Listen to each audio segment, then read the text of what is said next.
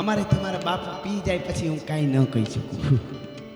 એ બહેનોને હું કહું છું, ચારણ તરીકે આવ્યો એટલે મારે જે સહી હાથું કહેવું જોઈએ. આ થોડોક નશો કરી ગયેલા દરબાર અને પગથિયું ઉતરતા એ વખતે નશો એટલે કહુંબો, હા લાલ પીળું નહીં, કહુંબે કેસર ગળે યુદ્ધના મેદાનમાં લડે ને લોહી વહી જાય તોય ધનુર ન ઉપડે ને એ બધા એના નિયમો એટલે કહુંબા લેતા હતા એ બધા. અને હું તો કાયમ પ્રોગ્રામમાં કહું માતાજીની બહુ દયા હોય, મોટ દાડા પીરે ખૂબ આપ્યું હોય ને એના પૈસાનું હોય ને પીતા જ મને કાંઈ વાત ન પીએ તો સારું, પણ કદાચ એના ઘરે કોઈ નડે ને એમ પીતા હોય તો એને મુબારક છે, એનો હારે મારે કોઈ લેવા દેવા નથી. પણ ઘરમાં ખાવાનું ન હોય એને કારણે બેનનો સંબંધ ન થતો હોય, માં રોતી હોય, બેન રોતી હોય, બાપ કરગરતો હોય, એને પીવાનું મન થાય માકડ મારવાની પી જવાય, એને આ ન પીવાય એટલી મને ખબર પડે છે. પોતાના પરિવારનું જે ભરણ પોષણ જે ઉપાડી ન શકતો હોય એ પીએ એને હું કહું છું. બાકી એને ખૂબ દયા હોય તો મને કાંઈ લેવા દેવા, મને કાંઈ વાંધો નથી એનું હોય. ખેર એ વાત બહુ નથી જવું, પણ નશો કરી ગયા ને પગથિયો દાદરો ઉતરે અને દાસી બાજુમાંથી નીકળી, એમાં લસડીઓ લેવાઈ ગયો, ખંભે હાથ અડી ગયો દાસી ખંભે. દરબારનું રાજપૂતાણીએ જોયું ઝરૂખામાં, કીધું બસ તમારા મારા સંબંધ પૂરા. એવું ન માનતા કે આજથી પૂરું કર્યું એટલે આ તમે મારા પતિ નહીં, હું મારા પિયર રહીશ, પણ જેથી યુદ્ધમાં કાયમ આવશું તો એ સતી થવા આવીને પાછી આવી હતી રાજપૂતાણી. એણે શું કીધું? સંબંધ પૂરા. એટલે કીધું રાજપૂતાણી મારી ભૂલ ન હોય, પણ મને નશામાં હું લડથડીયું લઈ ગયો જરાક, એમાં જરાક મારો હાથ દાસીને અડી ગયો, બાકી હું પવિત્ર છું. અને ત્યારે રાજપૂતાણીએ જે કીધું એ મારે કહેવું છે. એણે કીધું ભૂલમાં અડ્યો હોય કે ગમે એમ અડ્યો હોય, પણ જે હાથ દાસીને અડે એ હવે આ રાજપૂતાણીને ન અડે એટલી મને ખબર પડે છે. આવી ઘટના રાજસ્થાનમાં બનેલી છે. આ નાની વાત, અને એ ન અડે આખી જિંદગી પતિનું મોઢું ન જોયું, એના પાછો યુદ્ધમાં કાયમ આવ્યો એટલે માથું લઈને સતી હોત થઈ ગઈ પાછી. હા શું એનો તપ હોય છે, કોઈક વિચાર તો કરો.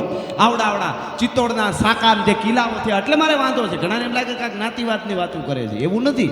અકબરને મહાન બતાવવામાં આવ્યો પાઠ્યપુસ્તકમાં, બાબર અકબરનું હુમાયું લ્યો વાંચો, ધ ગ્રેટ અકબર. એના જેવો કોઈ ખરાબ માણસનો તમે વાંચ્યું છે. 30,000 તો નિર્દોષને કપાવી નાખ્યા હતા.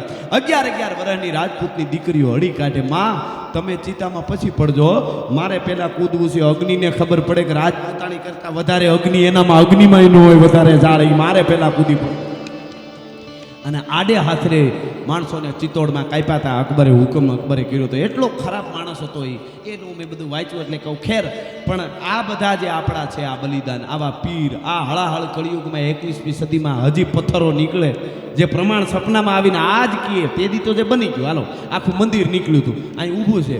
મેં તો પૂછ્યું, મેં કીધું આ છત્રી આખી કેમ ગોઠવી? તો કે એક સાવી ખુલે એટલે આખું મંદિર બને. હું તો હકીકત કહું છું કે આ વિજ્ઞાન જાથાવાળાને વિનંતી કરીને કહું, આના ઉપર સંશોધન કરો. બુજ ખલીફાવાળાને કયો આનું ઉકેલી દે, કોઈ ખબર પડે. એ બનાવવાવાળા આર્કિટેક્ટ રહ્યા ને એને ખબર પડે. એ તો પૈસા હોય તો એ તો બધું થઈ શકે ભાઈ. એ તો કારીગરો કામ કરે છે. એ તાજમહેલ બન્યો ને, તાજમહેલ, કુતુબ મિનાર અને લાલ કિલ્લો ત્રણે જ આપણી ધરોહર દેખાડે છે. બોલો મને એ વાંધો છે. મને તાજમહેલ અરે વાંધો નથી, આપણી ધરોહર છે, એ તો સારી વાત છે. પણ આપણી ધરોહરમાં ત્રણે જ દેખાડે. મેવાડના રાણા કુંભાઈએ એકલાએ 32 દુર્ગ બનાવ્યા હતા, 32 કિલ્લા. ઓથેન્ટિક વાત છે આ. ક્યાં આવ્યું પાઠ્યપુસ્તકમાં આવ્યું? આપણું કાંઈ નહીં. ચીન પછી મોટી લાંબી દિવાલ દુનિયાની કોઈ હોય તો ચીન છે, ચાઇનાની દિવાલ છે ને, પણ એના પછી બીજો નંબર આપણો છે, કુંભલગઢનો, બરોબર. પણ એ લંબાઈમાં, પહોળાઈમાં પહેલો નંબર આપણો છે. આવ્યું છે ક્યાંય દેખ્યું તમે? વર્લ્ડના ઓલામાં જોઈજો ને. તો મારું કહેવાનું એ છે કે આટલું બધું શું કામે થયું છે? જે થયું આજ સુધી થયું, પણ આપણે ગોતીને હવે ધીરે આ બધું આપણે કરતા રહીશું. એટલે હું તમને વાત એ કરતો હતો કે એવાને એવી આપણી ધરોહરો જે છે, આ એ ધરોહરો બધી બહાર આવે અને એની વાતો દુનિયા સુધી જો ખબર પડે તો આપણો ઉજળો ઇતિહાસ છે એ કાયમના માટે રહેવાનો છે અને કાયમના માટે હચવાવાનો છે. એટલે રણતાત મારે સુત ભ્રાત મારે નિજ નાથ મારે નહીં રોવતીથી સબ ઘાયલ ફોજ કો એક કરી તલવાર ધરી કર જૂજતી થી શમશેર જડી સિર ઝીલતી થી અરી ફોજ કા પાવ હટાવતી થી. અને કવિ વૃંદ કો ગીત હવેની કડી ગાતો નથી, મને સમજાવવાનો આ તમે શબ્દો સમજો છો એટલે મને આ ઉપડી છે. હવે જે મેં વાત કરી ને કે હવે આ હાથ દાસીને એડો એ રાજપૂતાણીનો ન અડે, એ અહીંયા કડી આવે છે કે વ્યભિચાર કરે દરબાર કદી ઘર બાર કરી ધમકાવતી થી. શક્તિ ઈ હોવી જોઈએ. તમારા ભાઈ પીવે, તમારા બાપુ તો પીવે, એમાં કાંઈ વાંધો નહીં. એમ નહીં, તમારી ફરજ આવે કે હું ક્ષત્રિયાણી છું, તમે મારા પતિ પરમેશ્વર છો, બધું સાચું છે. જો કે પરમેશ્વરને સમજવું જોઈએ થોડું. ખાવ પછી ધોકાઈ લે છે ક્યાંક ગામડાઓમાં હેરાનગતિ થાય. હવે મને કંઈ હું સુધારવા આવ્યો નથી, આ તો ચારણ તરીકે આવ્યો એટલે મને ખબર મારી ફરજ છે એટલી તમને કેવી જોઈએ અને કહેવાના ઠેકાણા છે એટલા માટે કહું છું. અમે કહેતા આવ્યા છે એ પહેલેથી, તમે માનતા આવ્યા છો એ વાત સાચી છે. એટલે એ બહુ મોટી વાત, બહુ માન્યા છે પહેલેથી જ માન્યા. આમ નહીં આમ તો કે કવિરાજ તમે કહો એમ, અને કવિરાજોએ આડા માથાએ આપ્યા છો પાછા.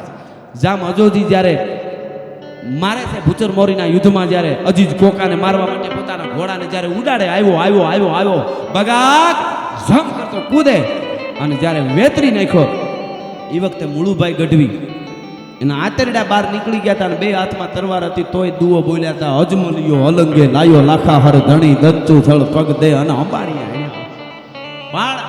એ બધી વાતો થાય. દાદાને મારે એકાદ ભાવમાં થોડા યાદ કરવા છે. એની પહેલાં મને ફરમાઈશ છે અને ઈષ્ટદેવ દ્વારકાધીશ છે એટલે, અને એ વાતે આવી જાય એવું મારું એક નવું ગીત બહુ સરસ છે, એ થોડીક વંદના કરી લો એટલે